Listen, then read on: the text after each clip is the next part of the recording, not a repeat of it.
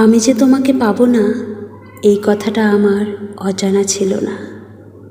তবুও তোমার নামেই প্রতিটা স্বপ্ন সাজিয়েছিলাম, যেন ভাগ্য একদিন নিজের সিদ্ধান্ত বদলে ফেলবে। তোমাকে পাওয়ার কোনো প্রতিশ্রুতি ছিল না, ছিল শুধু এক রাশ অসম্ভব আশা। আর সেই আশার হাত ধরেই আমি প্রতিদিন একটু একটু করে তোমার প্রেমে ডুবে গেছি।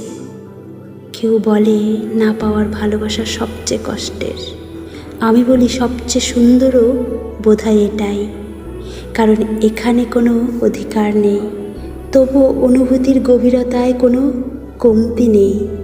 তুমি আমার নও এই সত্যটা প্রতিদিন আমাকে ভেঙেছে, তবুও তোমাকে ভালোবাসার সিদ্ধান্তটা আজও ভুল মনে হয় না।